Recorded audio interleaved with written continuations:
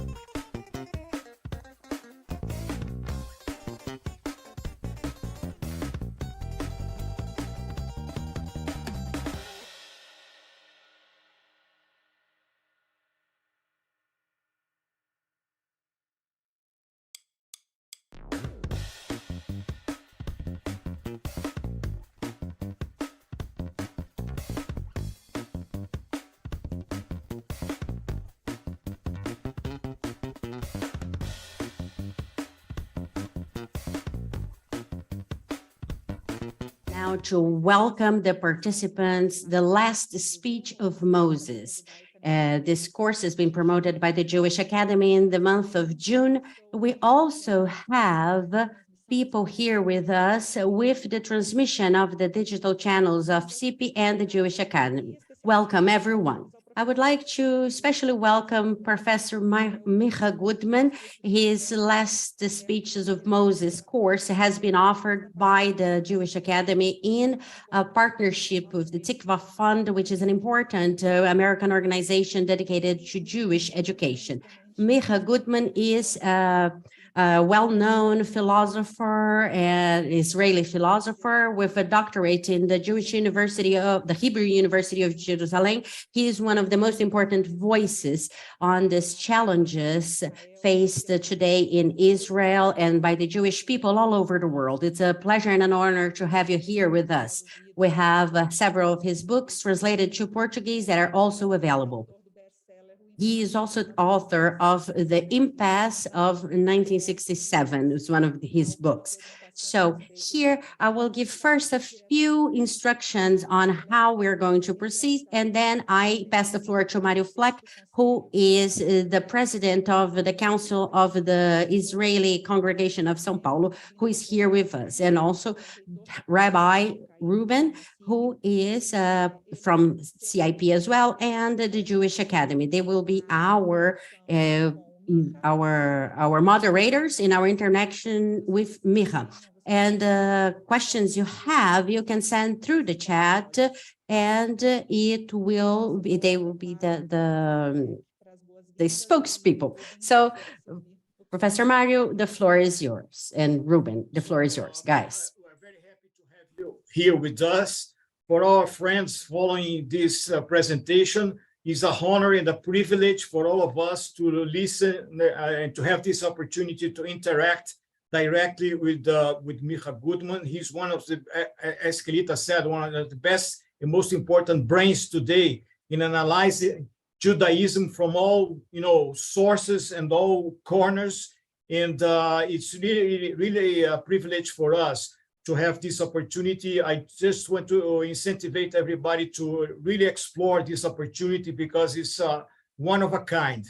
And with that, I leave the conversation here with Ruben and Micah, and people, please ask the questions on the chat because Micah is ready to really give us the best of his knowledge about everything that's in Devarim, and also the comparison of how Devarim is so actual when you try to analyze what's going on in Israel and in the Jewish world, by the way, on these days.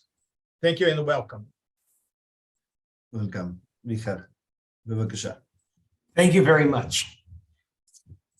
The book of Dvarim is designed, the book of Dvarim asks us to imagine it in a certain way while we read it. Here's what it says. This is a speech delivered by Moses, by Moshe Rabbeinu. The timing of the speech is 1 minute before he dies and 1 minute before they enter Eretz Yisrael, which means they have to deal with not one, but two challenges. One, the death of their leader, and two, the entrance to the land of Israel. I want to think about these two challenges, and we'll start with the first challenge. Moshe dies. What does that mean? What could that mean?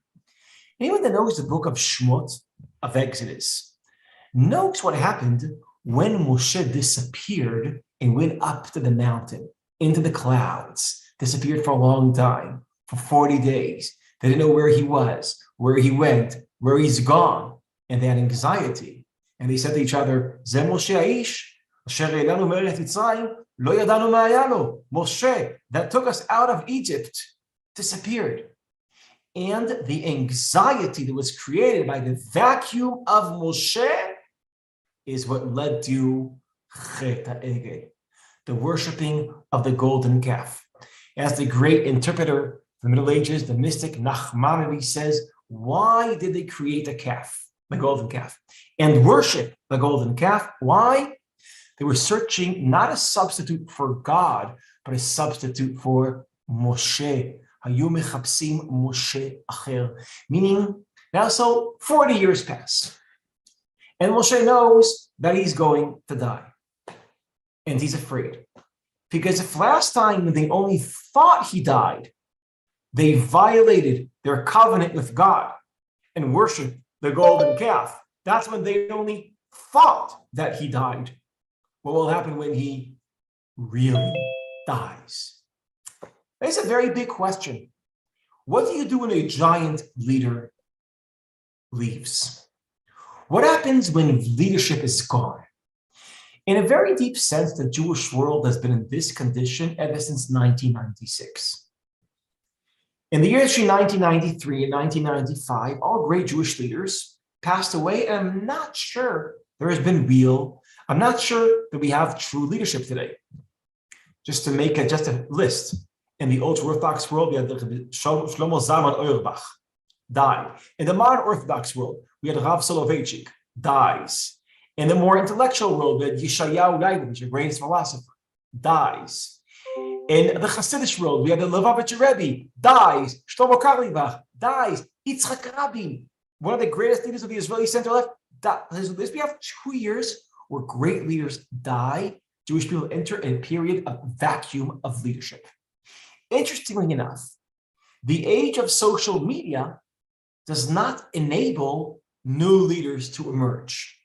Because one condition for leadership to emerge is a distance.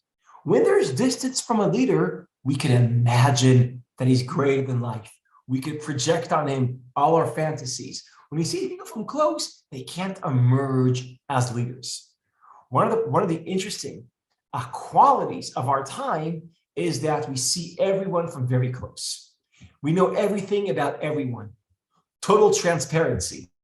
So while leadership died, new leadership couldn't really emerge on that magnitude because social media is very good in spreading information, but as a result, it's very bad for the resurrection, for the emergence of leadership. That's a very interesting problem. I think, by the way, it's a good problem, and I know it's a good problem because of Moshe Rabbeinu. Let me try to explain. Moshe felt that his disappearance might be a tremendous opportunity. And he is afraid that when he dies, they will worship the golden calf. He's afraid of that. So what he does, he tells the whole story of Exodus all over again from the beginning. Now, I know I spoke about this, I speak about this in the lecture series. So I won't do this all over again. You might notice one thing. When Moshe tells the story all over again of Yetziat Mitzrayim, he tells a story without him. He describes how the people of Israel left Egypt, entered the desert, wandered the desert, and made it all the way to the Jordan River. And in the story that Moshe tells, Moshe is not a part of the story. This itself is a very interesting phenomenon. We're very used to, but we know that there is a possibility that people are heroes of history and then storytellers of history. Winston Churchill was the hero of World War II, and then he wrote the book called, actually a series of 4 books called World War II. David Ben-Gurion was the hero of the foundation of Israel, and then he writes a story of the foundation of Israel. Josephus Flavius was one of the figures in the great rebellion against the Romans towards the end of the Second Temple, and he's a storyteller so that tendency of people to be both heroes and storytellers, that we know. And Moshe is like the same. He led us out of Egypt, and then he tells a story of how he led us out of Egypt. Great. There's only one difference. Almost always, when the Winston Churchills and the Josephus Flavius and the David Ben-Gurions, when they want to be both the heroes of the story and the tellers of the story, I think this is what they have in mind. As players in the story, they're designing the future. As writers of the story, they're designing the past, the memory of the past. Almost always, they want to make sure that when we remember the past, we remember that they had a central role, that somehow it was about them. Moshe is different. He's the opposite. He had a central role creating the future, but then in Sefer Dvarim, when he tells the story of the past, he doesn't tell the story in a way that glorifies his role. He tells it in a way that erases his role. Why does he do this? Why does he tell the whole story? Why does Moshe tell the whole story without Moshe? Here's, I think, the reason. He wants to empower them. He wants to tell them that they could survive his death. They could survive his disappearance. That they will do great without him, that they could believe in their own power and do great without him. And what's the best way to tell them that they will survive independently from him? Is to tell them that till now they were always independent from him. That all the achievements are God's achievements or their achievements, not his achievements. Exactly the opposite of a CEO in the last day when he leaves the company and he says, everything we built was about me. And then when he leaves, if they believe the narrative, they feel like, okay, what can we can't survive without him. Moshe does it upside down. I think Moshe does, he says to them, you could get along without me after I die, because the truth is you were never dependent on me while I was alive until I died. So I think Moshe has this anti-Egyptian theology. In Egypt, there was a glorification of the leader. They thought the leader was a god. And Moshe is creating an anti-Egyptian theology, a Judaism independent of a charismatic leader. Moshe didn't only take Jews out of Egypt, he's trying to take Egypt out of the minds of the Jews, the worship of Pharaoh. Moshe is the anti-Pharaoh. And a very good example of how Moshe is the anti-Pharaoh is the way he tells his story, the story without him, and the way he dies. The way the Egyptian king dies was the following. they mummify their body and they put it in a pyramid. They try to create a tremendous monument from the death of Pharaoh. What happened to Moshe? Where is the pyramid or the gigantic monument that captures the death of Moshe? It doesn't exist. Why doesn't it exist?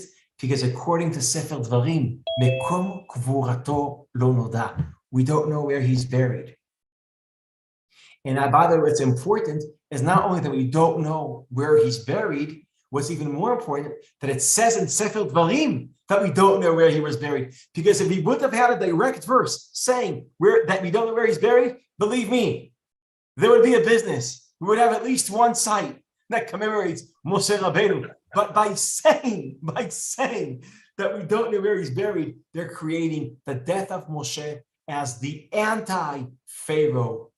It's not the anti-Pharaoh trying to say Moshe, when he dies, his entire life, bring Am Yisrael out of Egypt. When he dies, taking Egypt out of Am Yisrael, the worship of the charismatic leader, the worship of the political leader. So if I want to say, if Israel today, not Israel, the Jewish world, we don't have real clear leaders, it's a problem. Some people are lost. Some people feel like they don't know which direction to go.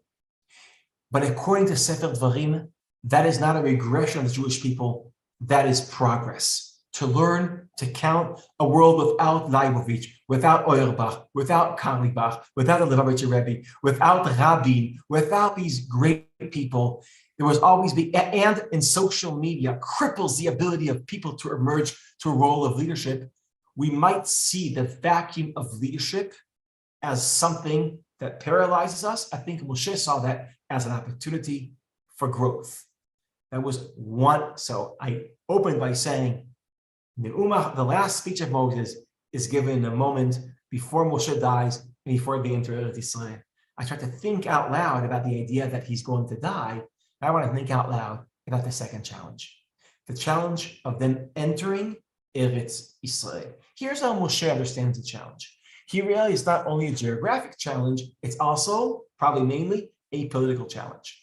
Because it's not only geographic transformation, going from the desert into Eretz Yisrael. It's also a political transformation, and here's how we should see it. Powerless people are going to become powerful. That's the transition. The journey into the land is a journey into power. And Moshe is afraid. He's afraid because he knows a lot about the psychology of power. He knows that power could change you. Power has the power to transform the person who has power. As famously the Lord Acton said, power corrupts, and absolute power corrupts absolutely. As if there is a relationship, as if the more power you have, the less mensch you are. Something's corrupting. Power threatens ethics. Now, Plato already knew about this. And I think the way Plato understood power is the following. It's a following paradigm or following catch. Anybody that wants to make a difference in the world, anybody that wants to change the world, to make the world a better place, needs power. Without power, we can't change the world. But here's the catch. Once we have power, power usually changes psychologically and emotionally speaking, our world. So you need power to change the world, and that power changes your world. That's the catch that Moshe was highly aware of. He knew that the people of Israel need power to protect themselves, need power to be a kingdom of priests and a holy nation, need power to create a better world. We need power. The problem is that if we accumulate power to change the world, that power will change our world, and power might corrupt us. That is the big challenge of power. And Moshe is aware of that. How do we deal with the challenge of power? Interestingly enough, he has a prediction that the more powerful they'll become, the more corrupt they'll become. And sadly enough, his prediction throughout the Bible became a reality. The monarchy became corrupt. that people were starving for power. They started fighting each other. They spiral into civil war. Eventually, the northern kingdom collapses and exiles, and they never came back, by the way, the 10 tribes. The northern kingdom, in the end, collapses, exiles, move. The tragedy of the last words of Moshe is that they became a reality, is that power actually does corrupt. And in some sense, I don't want to go into this now, but this is what the lecture series are about. And by the way, my book is coming out in English within the next month, so you might want to read it physically. This book came out in Hebrew in 2014, and only now it's making its way to English. So, interestingly enough, the book, Moshe, aware of the fact that power corrupts, doesn't ask the people of Israel to avoid becoming powerful. Like, for example, Jesus Christ in the New Testament, he thinks that wealth and power corrupts and creates a distance between a person that's wealthy and God, and therefore he preaches for poverty. And so the disciples of Jesus become poor and powerless. If power corrupts, let's avoid being powerful. Moshe is the opposite. He says, power has the potential to corrupt, but we don't have the privilege not to be powerful. Here's a big question. How can you accumulate power, enough power to change the world without your world changing? And here, in a nutshell, a lot of the book of Deuteronomy are instructions on how to pull that off. Let me say two things about how do you pull off, how do you become powerful without becoming arrogant, without the power changing you. I just want to say two things about this. One, you know how many times there's all those books in airports usually that guide to success in life?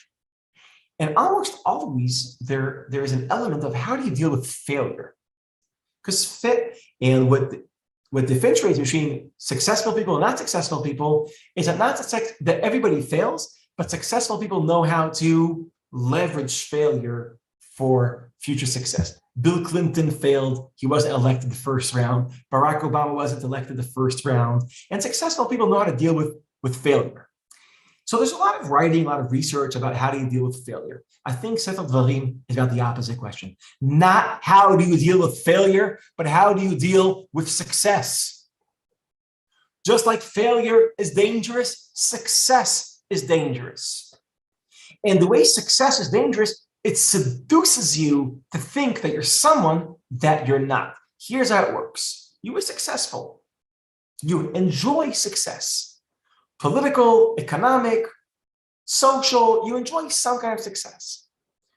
What happens when the success you enjoy, you interpret that success is not because of God, it's not because of luck, it's not because of people who help me out, it's because of me. When success tells me a story about me, I start believing that I have powers that I don't have. That is the ancient sin that the Greeks called hubris. Success changes your understanding of yourself. You start believing you have much more power than you really have. And then you start acting in light not of your real power, but in light of your imagined power. And when you do that, that's when you lose all your power. That's Napoleon invading Russia. Napoleon invades Russia because he was so successful in all his battles. He thought he had much more power than he really has. And then he makes a decision to invade Russia. That's a decision he makes in light of his imagined power and not his real power. And as a result, he loses all its power. So asks Moshe Rabbeinu, how can you be successful and still know that you're fragile? There's boundaries to your power. You should think highly of yourself even after success. And Moshe has one answer: memory. We should always remember how it felt to be powerless while we are powerful. Think about Yiddishkeit. Think about Judaism. Kiddush is about remembering how it felt to be a slave in Egypt. Shabbat is about Zecher Letziat Mitzrayim. Chagim are about Egypt. Biblical Judaism creates signals. that are always radiating to our mind the same message. You used to be a slave, you used to be a slave, you used to be powerless. According to Moshe, when do we have to hear this message? While we are powerful. And why is that important? That power is something we have, it's not who we are. It's an instrument, it's not an identity. It's something I can enjoy, it's not something that I become. Separation between who I am and the power I have is created by remembering that I was the same person without power and the same person with power. I am separate than my power. And that, Moshe thinks, using memory to create separation between people and their success, people and their power, might protect them from the corrupting effect of power. Zionism is challenged today.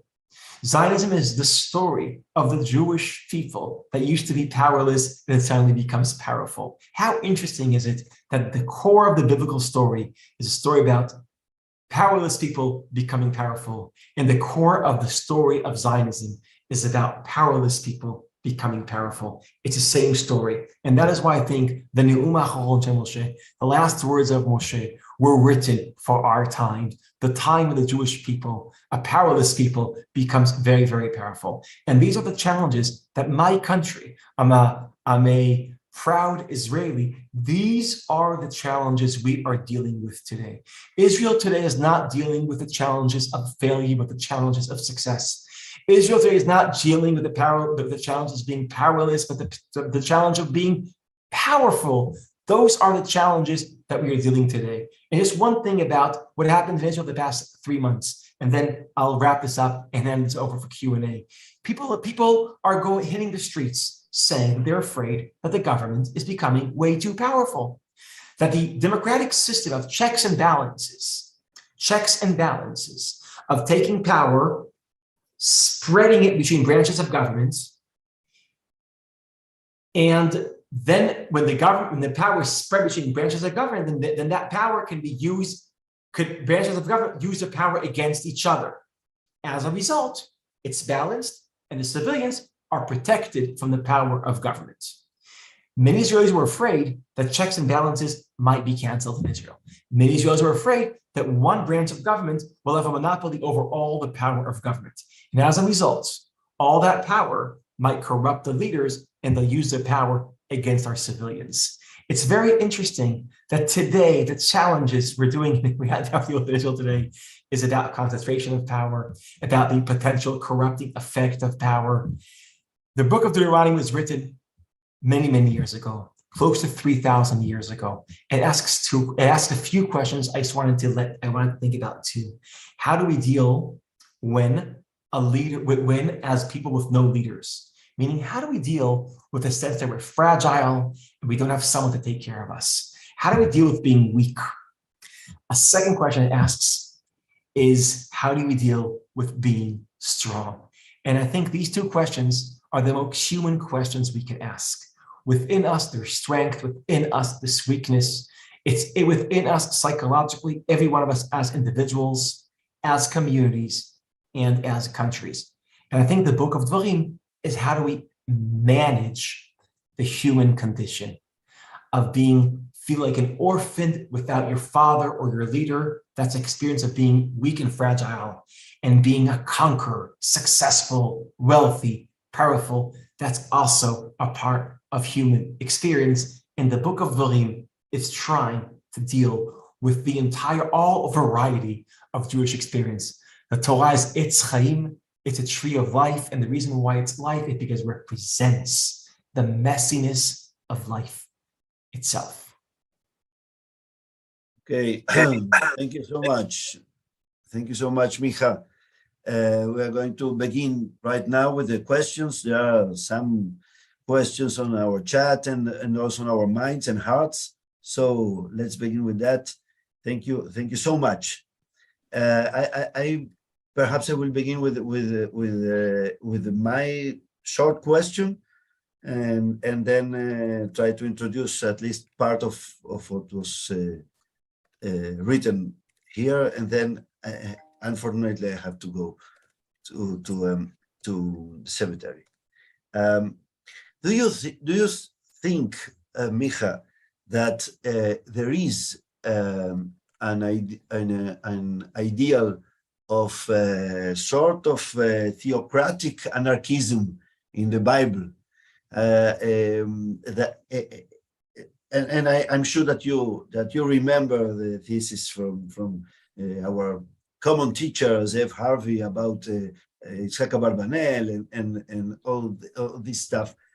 And if this is the ideal, what do you think about nowadays? If is it possible to implement this and in Israel with this whole stuff of centrality of power and this kind of looking after big father as a leader after Rabin and Bibi and all these models? Is it a kind of is it a question of Jewish education or of Jewish religiosity or of Jewish spirituality or of politics or of media? What do you think about this tension between the ideal of theocratic anarchism, individual being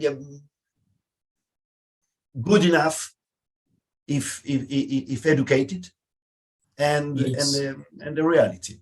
So interesting. There is, I think, a school of thought within Jewish tradition that has this idea of religious anarchy, theological anarchy. And we find this, by the way, I think the prophet Samuel was exactly that.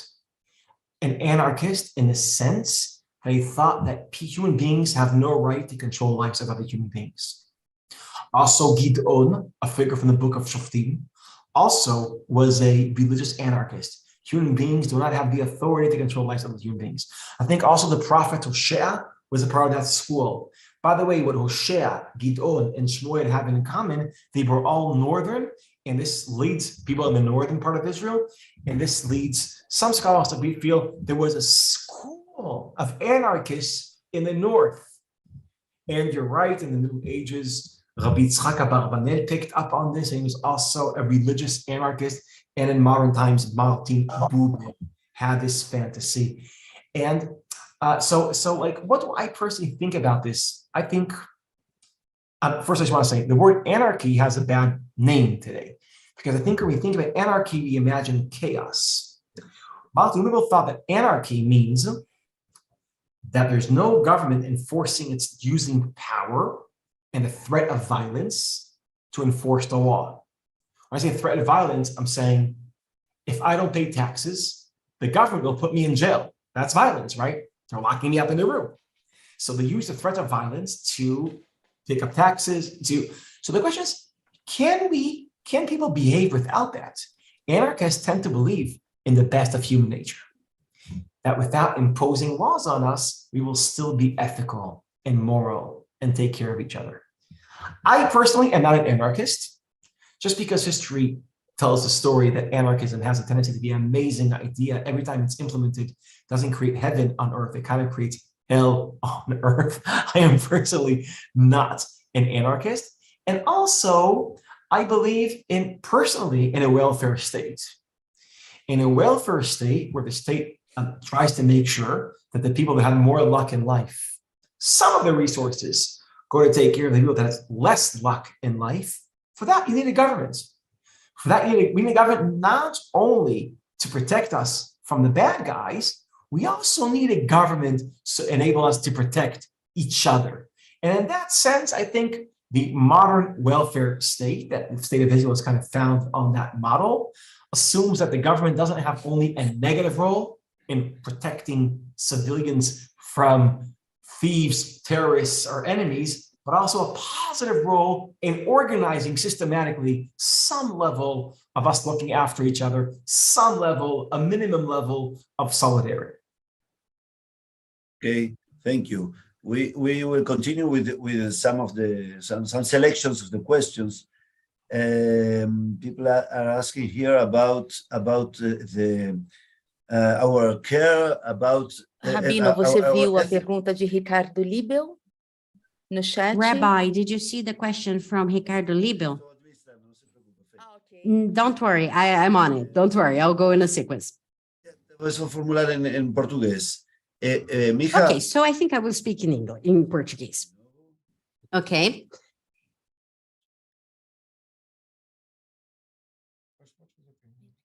sim, quero saber se ele me ouve bem. Sim, ele te ouve em inglês. Agora eu falo. He's listening to you in English now. Can you hear me? Can you understand the translation, Professor? Oh, I think I hear everything in English. Você está escutando em inglês agora? You're hearing me in English then now. I'm hearing this translation in English, yes. Yes, Perfeito.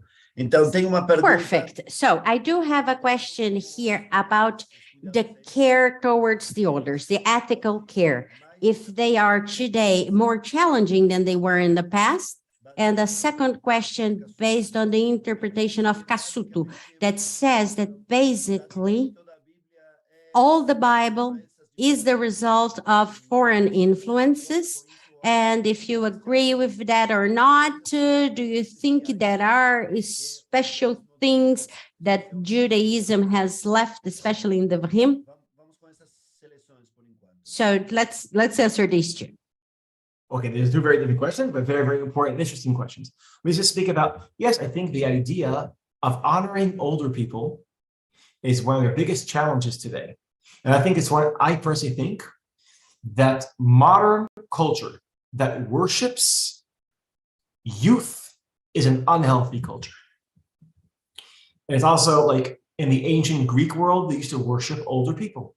Plato thought that you can't have political power until you're 50. Right? In Chinese civilization, you worship older people. You believe that they have connection to the gods. In our tradition, you always admire older people. Modern civilizations turn it upside down, where you don't have young people admiring older people, we have older people admiring younger people. I want to say something about this, turning upside down the hierarchy and the worship of youth and believing that young is beautiful. The world belongs to young people because they're energetic and because they're young and then older people have a tendency in our culture not to be seen, and they themselves also admire younger people. So I think there is a very big price, emotional price we're paying for this cultural shift. And I think it leads to a growth in depression. We try to explain why. When you're in a culture that believes that the best of life is the end of life, when you're older, so it creates a very specific experience of time. Our experience of time is that every day that passes, I'm getting closer to the better days. I'm moving forward. But if you're in a culture that believes the best of life is not in the end of life, but the beginning of life, that means that we experience time differently. Every day that passes, I'm not getting closer to the good days. I'm getting further away from the good days. Life, when you admire older people, life is uphill. When you admire youth, life is downhill. So I think there's a very deep connection between a cultural shift of admiring youth and a Western phenomenon of growth of depression and anxiety. Because if the best of life is in your 20s, if that's what culture tells you, when you're 30, 40, 50, the more you experience time passing as getting further away of the best part of your life. But imagine we're in ancient China, ancient Talmud, ancient Greece, where they say the best of life is the end. And you cultivate that understanding by admiring people right towards the end. They have wisdom. They know what they're talking about, not like us. Then time is experienced differently. Every day that passes, it's getting better and better. So I think that this cultural decision is sabotaging our quality of life. That is regarding the first question. Regarding the second question, a very different question. Yes, according to Cassuto and many scholars, many parts in the Torah have sources that are external to the Torah. Like, for example, the famous story of the flood in the book of Bereshit, the famous story of the Mabul. Well, there's a mythology called the Gilgamesh, Alilot Gilgamesh, the Gilgamesh stories, where there's a guy called Utnapishtim that gets a message from one of the gods that they're planning to destroy humanity with a flood. And then he builds a boat to save himself and some other people. And he sends towards the end like a pigeon to see if there's land. Very, very similar. Very, very similar. That's a very big question. What does this mean? What does it mean that the Bible took stories and ideas from its surroundings and internalized it into its own narrative? I personally think it's a part of the strength of the Bible. Let me just say something about this. Chazal say, Dibra Torah bilishon bnei adam. The Torah speaks in the language of people. A way to understand this is that a good communicator always uses the images, the ideas, the metaphors of his audience. Like, for example, every time I address an American audience, I have to know a little bit about baseball. So I can use a baseball metaphor, or else they won't get me. When I speak to Israelis, it's like you always have to speak to people using their metaphors. The Torah is an attempt to bring God's words to human beings. And it's using their stories in order to say something that's greater than all stories. So I would say there is a difference, as opposed to Marshall McLuhan, there is a difference between the medium and the message. The Torah is influenced by its surroundings using the medium, but it has its own authentic, revolutionary, and original message.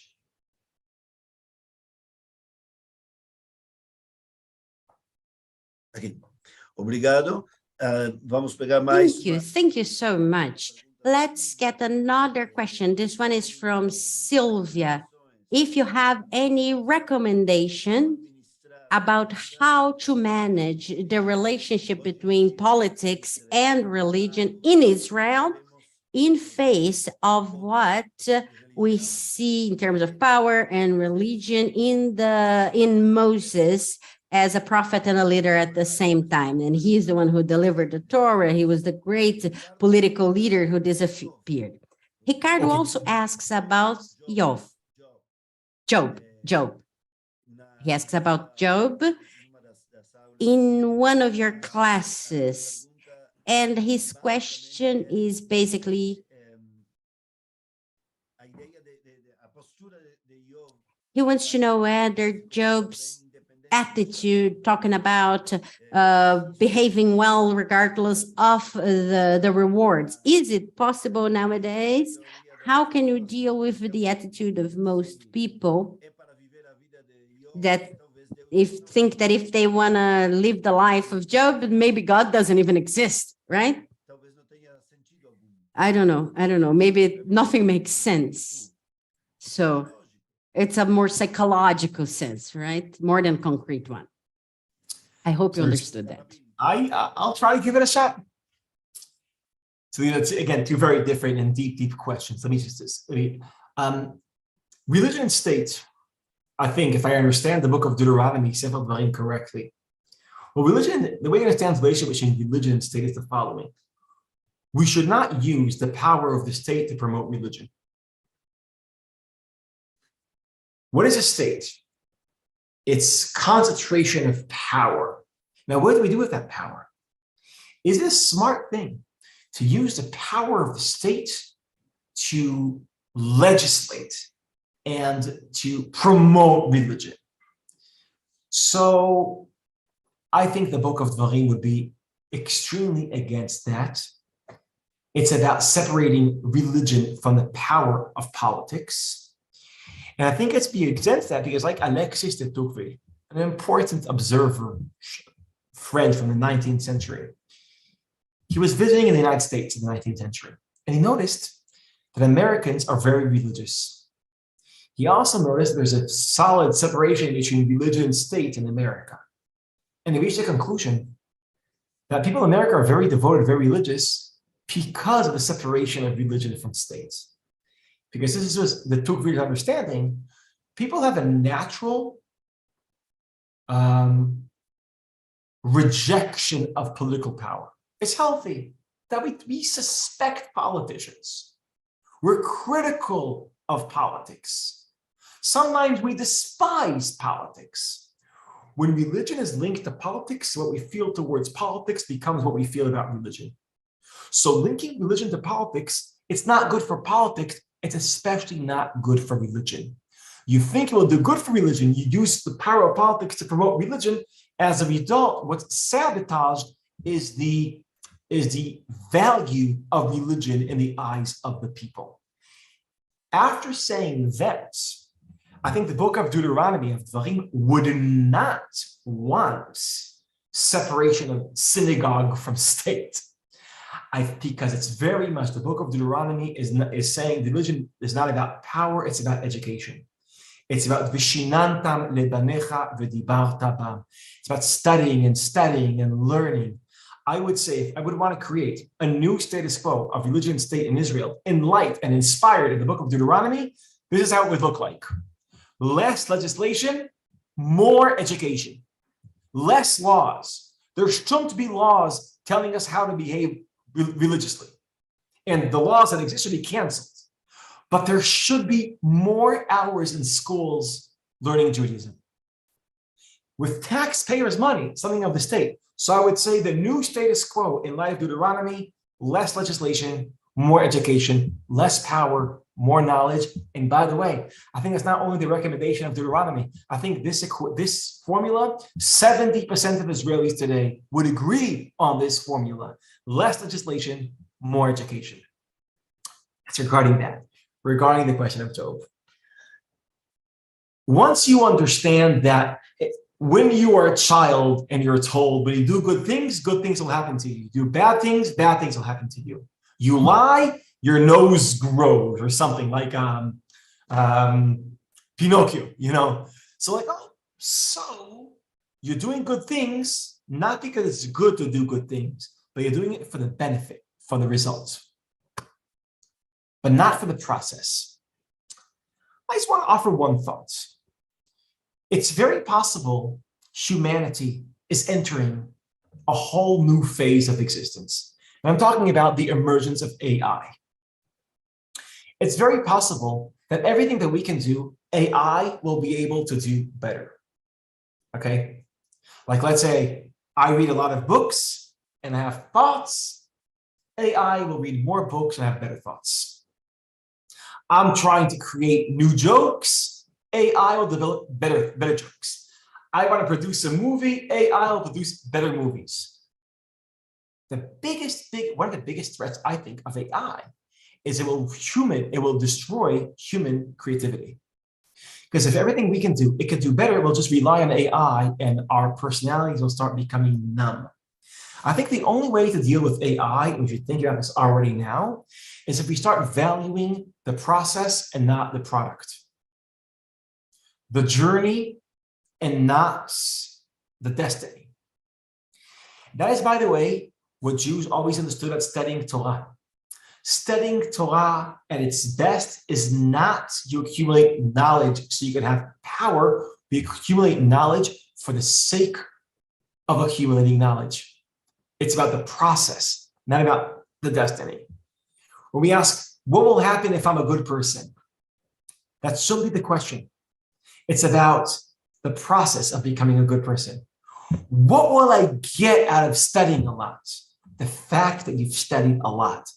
It's turning the means to the end, the journey to the destiny. That's, I think, when we think about how we should deal culturally with the tremendous disruption of AI that's going to be coming into our lives within the next, I don't know when, but decade. I think that's how we should be thinking. We should start divorcing our motivation from results and start focusing on the process, because after AI, if we can't enjoy the process and we're only results oriented, life might become empty for meaning. Job understood that being good is divorced of the question of the fruits of being good. It has a value itself. In that understanding of Job, I think has to become a part of our education, because if we won't internalize that, we're in deep emotional, psychological, and spiritual trouble when AI comes in, and any result we can produce, AI can produce. So we give up the journey or start appreciating the journey itself.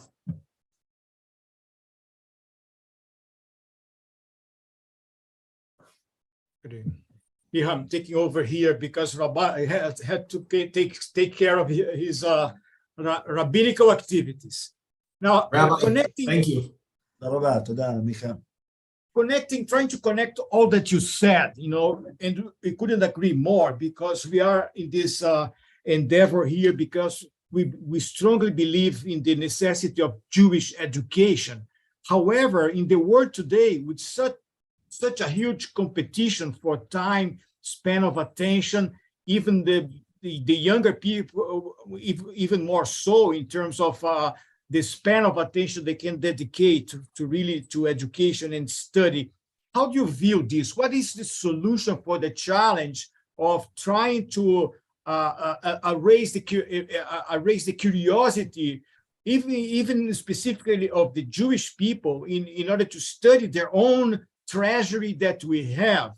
And today, this is only a minority, I feel, are really attracted to this process. What could be a proposed strategy, being a thinker and helping us achieve our targets here? I have no easy answers. I'm also not a real educator. I don't really know how you get people motivated to learn. I just like learning. But I just want to make one comment here. It's very hard for us to compete with technology. Let's just, for example, have somebody read a book while his phone is on. He's not going to read the book. We have to start creating a culture. And also, he's not going to read the book because he's distracted. And also because technology is training our minds to get very quick fixes, quick joy, quick pleasure, quick excitement. While studying Torah is not quick. It's tough. It's a long journey. It brings tremendous joy, but only after a lot of effort is put into it. It's the difference between fast food and slow food. Think about fast food, eating donuts, eating a hamburger at McDonald's, eating French fries. I'm sure you have McDonald's in Sao Paulo, right? Eating French fries. Think about fast food. It's cheap, it's quick, and it tastes great. But it leads to diabetes, and it leads to obesity, and it leads to a breakdown in our health. And what is slow food? Slow food is when you enjoy the process of making the food. We are aware of what you eat. You eat only healthy things. You eat it slowly. You enjoy it slowly. I would say that just like there's a difference between fast food and slow food, we should think about fast information and slow information. Fast information is Facebook, Twitter, Instagram, TikTok. Fast information, a quick fix. Not a lot of effort and a great excitement. The asymmetry between the effort that we have to put in order to enjoy TikTok or Instagram, no effort. And the excitement is big. I get angry at someone. I get jealous of someone. I get whatever it is. There's something emotional happening. That gap is very hard. It is what's creating fast information. But don't forget, just like fast food is junk food, fast information is junk information. We should start thinking about slow information. Just like the slow food, slow information. And I think what you're asking is about how to cultivate a culture of slow information. And I think just like fast food, we do that because we know it's healthy for our body. Slow information is healthy for our mind. We should start thinking about health, not only physically, but also mentally and emotionally. And we should understand, just like fast food is threatening our physical health, fast information is threatening our emotional health. And the answer to fast food is slow food. The answer to fast information is slow information. And I think that is an idea that is definitely worth cultivating. Yeah, Thank you very much, Mira. And tell us a little bit about, I'm escaping now in the last minutes here from the book of Devarim to the connection with you. This group is very happy, and we are your fans, and we want to understand where you go from here. Through the connection with Tikva Foundation, we already have access in our academy here for everything that you do with Tikva. But we want to follow your footsteps. So what were your plans, and where are you going in the next journey of your career? I'll share it with you, but I don't want to make any promises, okay? I'll tell you what I'm thinking about. I'm thinking about Israel a lot. I'm thinking about the polarization in Israel. And I believe that in Israel, we have an invisible consensus.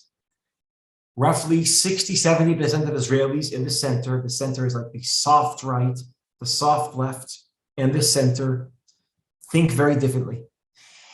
Very similarly. And I think that's the group that should be in control of Israel, without right-wing fanatics, without left-wing post-Zionists, without the ultra-Orthodox, which I love. They're my brothers and my sisters, and we should take care of them, but they shouldn't be in our governments. But for this group to emerge, it needs a philosophy. It needs leadership, it needs a philosophy. I can't provide leadership, but I'm trying to create a philosophy for the Israeli center, a Jewish philosophy for the Israeli center. That's what I'm working on very hard these days. That's one thing I'm thinking about. I'm also thinking about AI and how that will change our lives in a way that's very disturbing. So these are the two challenges I'm thinking about: building a philosophy for the center in Israel, and now are there Jewish answers to very modern questions like AI? Great. Miha, I want to thank you very, very much for your time with us here. I believe that this was an excellent experience. If you have 2 minutes, I have just one more question here that somebody is asking about. Let me see, Parashah Ha'azinu, that brings a poem attributed to Moshe. What's your reading about this, and how does it relate to education and all the things that we have been discussing this hour with you? Let me say something very simple. Shirat Ha'azinu is called Shira.